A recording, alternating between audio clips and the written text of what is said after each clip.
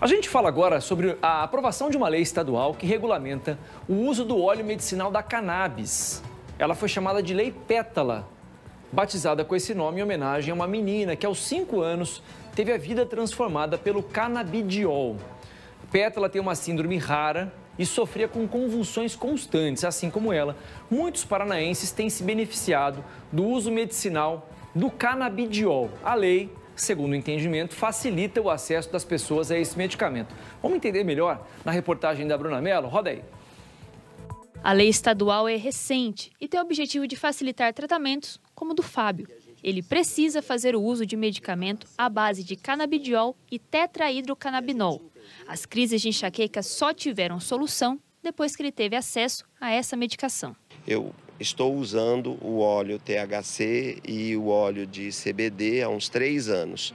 E o uso de analgésicos e outros é raríssimo, muito pouco. Então, assim, os efeitos do óleo no organismo são muito melhores, né? Não tem aqueles efeitos colaterais que a gente está acostumado. A Lei Pétala, proposta pelo deputado estadual Goura, busca facilitar a vida do paciente que pode fazer o uso do medicamento à base do óleo de cannabis. Ainda que ele precise entrar com o processo na justiça, a burocracia foi simplificada. É bom lembrar que no Brasil ainda não existe uma lei federal que regula o acesso ao canabidiol. Diferentemente dos Estados Unidos, onde algumas questões podem ser resolvidas nos estados, aqui não. A gente precisa sim de uma legislação federal que está em curso em Brasília, o projeto de lei 399, já foi aprovado numa comissão especial que trata justamente do acesso medicinal, mas também do plantio e dos usos industriais da cannabis. Até isso acontecer, e nós esperamos que seja breve, porque há uma urgência para isso, os estados estão legislando. Com essa nova lei, o paciente precisa de 3 documentos para iniciar o processo para adquirir o medicamento à base da cannabis. O primeiro, um laudo médico. O segundo, estudos científicos que comprovem que aquela doença será tratada com esse tipo de medicamento. O terceiro, prescrição médica com o tempo e a dosagem correta. Com a lei estadual, que ela diz claramente no primeiro artigo que ficará assegurado o acesso a esses medicamentos, as decisões jurídicas futuras serão mais fáceis, serão mais passíveis de uma decisão mais rápida por parte dos juízes que vão ter que deliberar sobre essas ações. A Lei Pétala foi batizada assim, em homenagem a uma paranaense de apenas 5 anos. E essa garota, ela tinha muitas convulsões durante a semana, um número muito grande. E quando eles começaram a fazer o uso da cannabis medicinal, a melhora na qualidade de vida dela foi muito sensível. Eles me trouxeram isso no final de 2018. Em 2019, a gente já começou esse processo na Assembleia Legislativa e essa menina é a Pétala. A cannabis medicinal é uma realidade para 220 paranaenses que dependem dela para tratamentos de doenças como câncer, convulsões, enxaquecas, epilepsia e outras.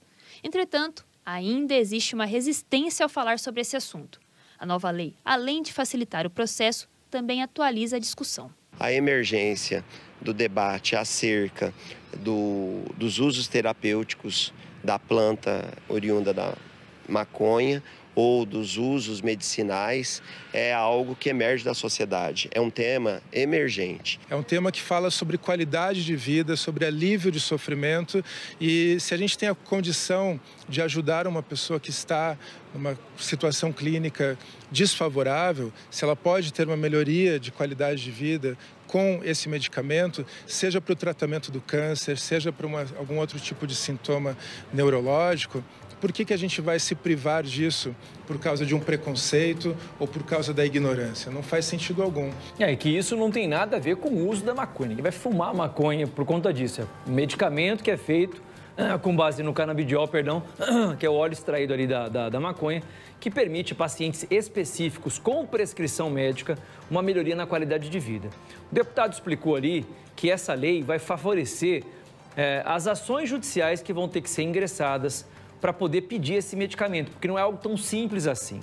Para explicar melhor, doutora Nilza Sacomã, advogada, está aqui no estúdio. Doutora, obrigado pela participação aqui no estúdio. Vai poder dar um pouquinho mais de transparência para a gente. Ajuda o fato de ter uma lei aprovada para poder favorecer esses pacientes que precisam desse medicamento? Doutora, boa tarde. Boa tarde. Olha, sempre ajuda, né? Na verdade, a lei estadual vai facilitar e os juízes vão ficar mais sensíveis, embora eles já são sensíveis a essa situação. Mas o problema, como eu costumo dizer, ele é a questão de custo. Então, o SUS está discutindo através da Conitec a possibilidade de incorporar o óleo da cannabis para atender apenas 1.000 pacientes e só isso vai demandar 80 milhões de reais para o governo federal. Custa tão caro assim? Custa caro, em torno de 2.300 a 5.000 o óleo, dependendo da quantidade, da mililitro que vai necessitar.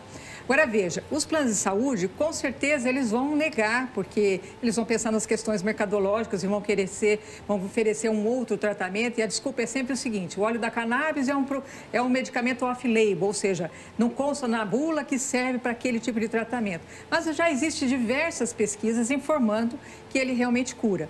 O Instituto de Pesquisa do Paraná está estudando a possibilidade de transferência de tecnologia para poder desenvolver o óleo da cannabis.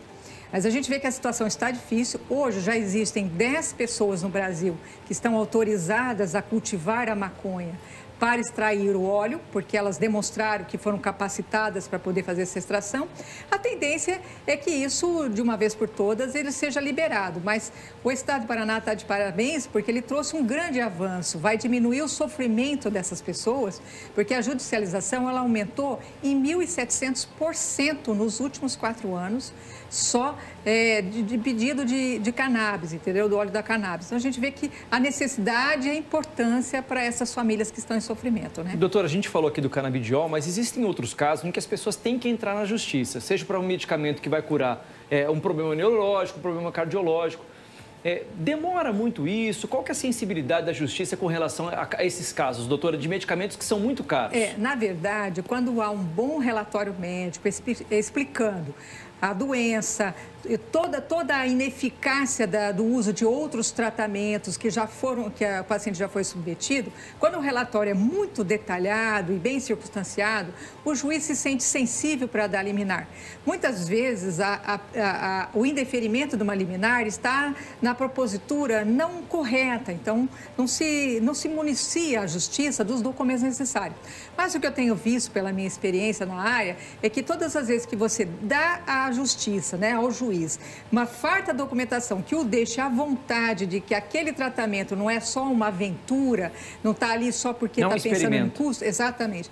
Eles autorizam, mesmo quando se trata, por exemplo, de uma doença rara, cujos medicamentos hoje estão em torno de 18 milhões, 20 milhões, são valores assim, quase que impossíveis de se pensar. Mas quando é muito bem fundamentado, os juízes eles são sensíveis e costumam dar as liminares. Isso vale para SUS, vale para plano de saúde? Como é que funciona esse trâmite, doutora? Isso vale tanto para o SUS como para o plano de saúde. É essencial um relatório médico informando que o paciente se submeteu a vários outros tratamentos e quais foram os tratamentos de medicamentos, que aquilo resultou infrutífero e que a cannabis seria uma esperança de dar uma qualidade de vida.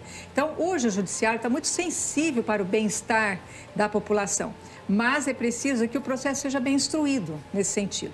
Tem que ter bastante fundamento, por isso que é importante consultar um médico especialista, ter uma assessoria jurídica para você se certificar, para que não chegue lá na mão do juiz e o juiz possa indeferir o seu pedido. Doutora Nilza, muito obrigado pela participação. Eu que agradeço. É sempre bom conversar com quem entende. Revê-lo. Obrigado, viu?